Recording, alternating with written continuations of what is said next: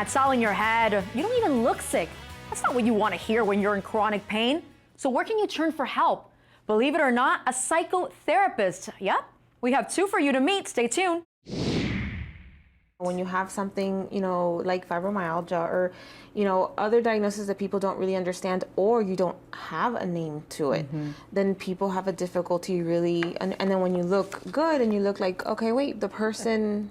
It's almost like you're supposed to look a certain way. We were just talking during the break how Lady Gaga has fibromyalgia, and she's spoken about her chronic pain, and she talks about how people don't believe her. Right. And that's, as you just mentioned, are you supposed to look a certain way because you have pain? Yeah, exactly. And you don't want to, because you don't want, what we don't want is for patients to be laying in bed, to not be taking care of themselves, to not be showering, not be eating, and have that sick look because they're dealing with this. Because with chronic pain, you may be dealing this for many years, or you may be dealing this for the rest of your life. Absolutely. And learning to cope with it so that you can still live life and have a good, successful life is important. Do you feel like a lot of your patients that have chronic pain feel like they're suffering alone? I think they do. I think that's part of the reason they come into therapy as well.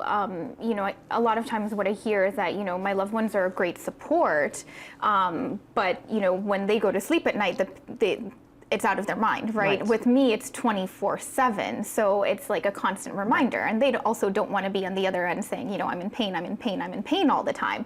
So I think a lot of times people stay quiet just so that, they aren't annoying, or they aren't frustrating their loved ones, or they feel like a burden. And so then there's that quiet suffering. Would you call it a family problem, Nicole? It can definitely be a family problem, because again, if you have, Amy showed examples or talked about examples with family that were understanding, but then when you have a family that isn't understanding, you have a spouse that just doesn't understand it because they can't see it, then it's that, get over it, you'll feel better, take 2 Tylenols and you'll be okay. And then when the person doesn't feel better, then that can bring problems in the family. It can take a toll on a marriage even. It can take a toll on a marriage. It can lead, I've seen cases where it has led to divorce. It can take a toll in parenting. If you are in chronic pain and you also have to take care of little children, that's difficult. And if you're not taking care of yourself, if you don't know, you don't have the tools to help yourself relieve some of that pain, it's going to affect how you parent. So it can definitely be a family problem. So how does it affect as well, not just your family, but your performance, your job? Can someone lose their job over the chronic pain? Hopefully not, but it happens. It happens, sadly. Yeah. Yeah, I currently have a case now where the patient is an iron worker, and he hurt his back on the job.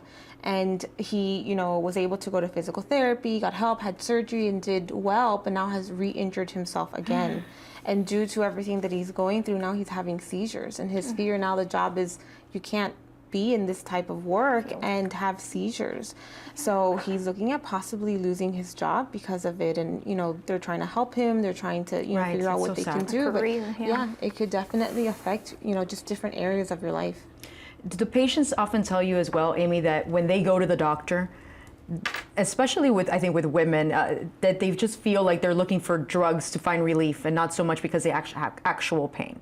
Yes, I've definitely experienced, I've had patients who have told me that I've went to my physician, and sometimes, them being proactive can work against them in the sense that they've done their research, they've gone to multiple physicians maybe, and it looks poorly on them because they're saying, oh, well, you're really doctor shopping here, this is what you're looking for, when they're really trying to be proactive. So, it's a catch. It's a catch on both sides, but absolutely, the studies show that there are disparities in the way that women are treated when it comes to their pain versus men, and how seriously it's taken by physicians. Thank you, Amy. Now let's find out how the opioid crisis has affected people who are really dealing with chronic pain. Let's watch.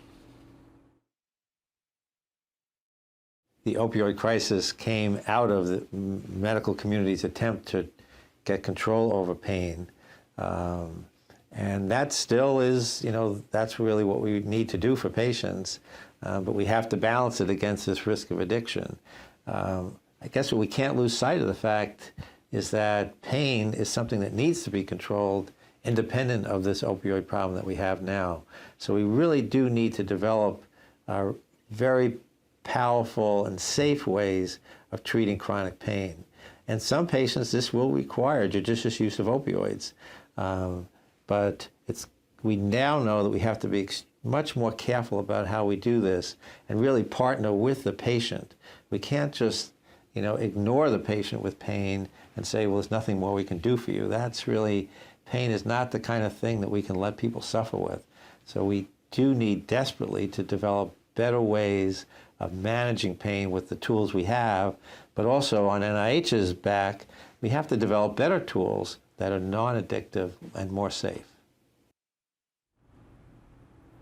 Well, this actually puts another layer on the problem of someone in chronic pain. They find a medication that works, but now it's regulated, and people who really need the prescription must not worry now about just being addicted, but will their prescription last before the next refill? That's already anxiety inducing. Right. We're back to that vicious cycle of, having something that's causing them anxiety and worry that can affect their pain, and then round and round we go. So yeah, it's difficult. And, for the doctors as well, it's difficult because these medications, a lot of these are dangerous medications that can lead to addiction. And then now we have another problem. So, for both patients and doctors, it's a difficult situation. Amy, walk us through how pain impacts our mental health, starting how it affects our thinking process. Sure. Well, I know when I'm in pain, it's hard to just think overall. So being in pain can definitely impact us in having more of a negative way of thinking. If we're feeling a lot of pain, if we're feeling discomfort, we can definitely have a more negative outlook on life. It affects our feelings because, again, if I'm already in physical pain, it's hard for me to be in a good mood if I'm feeling physical pain. Think about, again, just having a headache and trying to go to your best friend's birthday party. How we behave in our lifestyle. So it definitely, again, changes the way that we live our life. If we're a very active person and we're experiencing pain regularly, we may not be able to go and do those things that were stress relievers that were anxiety relievers for us. And again, it becomes another vicious cycle. We're not being as active. Our body isn't building muscle, and so we're not able to take care of ourselves in that way.